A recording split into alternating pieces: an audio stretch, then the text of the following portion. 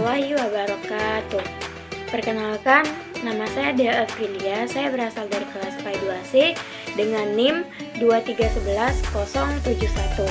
Nah, di video kali ini saya akan membuat tugas akhir atau UAS mata kuliah Ushul Fiqh, yaitu ada 3 judul. Pertama ada istinbat, ijma, dan ijtihad. Nah, dari 3 materi tersebut ada 3 pembahasan, yaitu ada isi materi, dalil, dan penerapan. Baiklah, langsung saja kita masuk ke pemateri pertama, yaitu ada istinbat. Yang pertama yaitu ada istinbat. Apa sih istinbat itu? Istinbat adalah upaya mengeluarkan makna dari nas atau dari Al-Quran dan As-Sunnah yang berkaitan dengan hal-hal yang sulit dan penting dengan mencurahkan kekuatan nalar dengan optimal. Nah, secara singkatnya yaitu istinbat adalah upaya untuk menarik hukum dari nas, dari Al-Quran dan As-Sunnah dengan jalan ijtihad. Nah, metodologi yang digunakan untuk istinbat yaitu ada ijma, qiyas, al-uf, al-ihtisan, al-musalah, al-mursalahah, dan yang terakhir ada al-ihtisab. Yang kedua itu ada dalil. Dalil yang berbunyi tentang istinbat yaitu ada di salah satu surah Al-Baqarah ayat 222 yang berbunyi A'udzubillahiminasyaitonirrajim, bismillahirrahmanirrahim, wa yas'alunaka 'anil mahidi qul huwa azan fa'tazilun nisaa fil mahidi wa la taqrabuhunna hatta yatahur fa iza tatahharna fa'atuhunna min haitsu amarukumullah innallaha yuhibbut tawwabin wa yuhibbul mutatahhirin. Yang artinya, dan mereka menanyakan kepadamu Muhammad tentang haid, katakanlah itu adalah suatu yang kotor. Karena itu jauhilah istri pada waktu haid, dan jangan kamu dekati mereka sebelum mereka suci apabila mereka telah suci. Campurilah mereka sesuai dengan ketentuan yang diperintahkan oleh Allah kepadamu. Sungguh Allah menyukai orang yang tobat dan menyukai orang yang menyucikan diri. Nah, itu salah satu dalil tentang istinbat. Nah, yang ketiga itu ada pembahasan tentang penerapan istinbat. Yang pertama itu ada hukum perkawinan. Para ulama menggunakan istinbat untuk menentukan hukum perkawinan seperti syarat-syarat pernikahan, wali nikah, prosedur pernikahan, dan sebagainya. Kedua yaitu ada hukum puasa. Selama bulan Ramadan, umat Islam berpuasa dari fajar hingga matahari terbenam. Istinbat digunakan untuk menggunakan waktu awal dan akhir puasa berdasarkan pengamatan hilal. Terus yang ketiga ada hukum zakat. Zakat adalah kewajiban umat Islam untuk membagikan hartanya kepada orang-orang yang tidak mampu. Terus keempat ada hukum waris. Istinbat digunakan untuk menentukan bagaimana harta warisan harus dibagi antara ahli waris dan perhitungan matematis secara referensi pada sumber-sumber hukum. Terus yang kelima yang terakhir ada hukum keuangan. Dalam sistem perbankan syariah, istinbat digunakan untuk mengembangkan produk keuangan yang sesuai dengan prinsip-prinsip Islam seperti mudharabah, murabahah, dan ijarah. Nah, materi yang kedua yaitu ada ijtihad.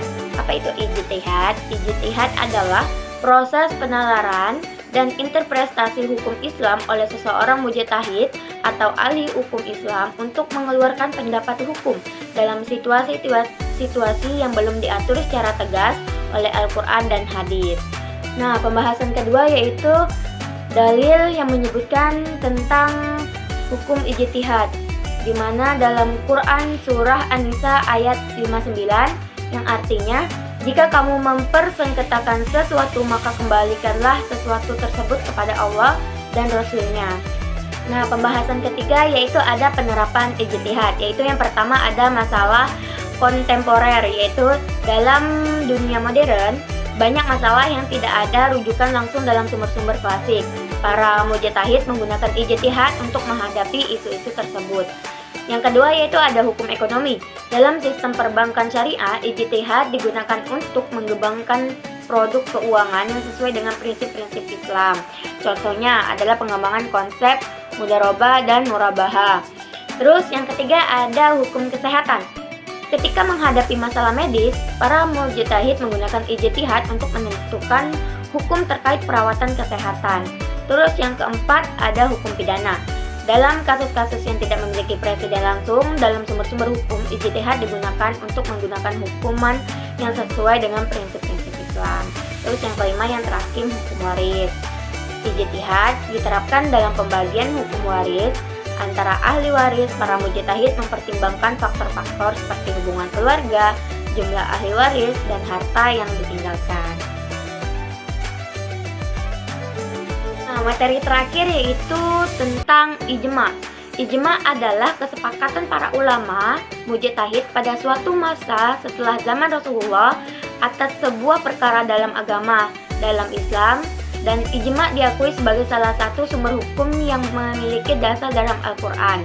Pembahasan yang kedua yaitu ada dalil yang menjelaskan tentang ijma, yaitu dalam surah An-Nisa ayat 59 yang berbunyi, "Wahai orang-orang yang beriman, taatilah Allah dan taatilah Rasul Muhammad dan ulil amri, pemegang kekuasaan di antara kamu." Nah, pembahasan yang ketiga yaitu penerapan ijma. Yang pertama yaitu ada hukum keagamaan.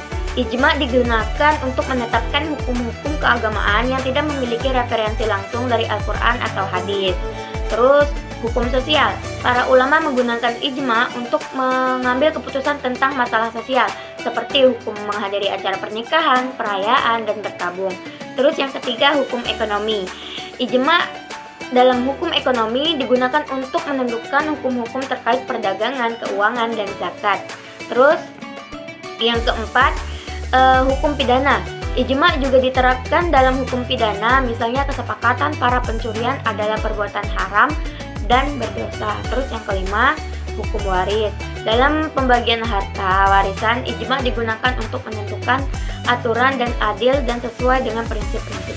Nah, baiklah, itu saja penjelasan dari ketiga materi tersebut. Saya Dea Frilia, mohon maaf apabila ada kesalahan pada pengucapan. Kepada Allah saya mohon ampun. Saya akhiri, wassalamualaikum warahmatullahi wabarakatuh.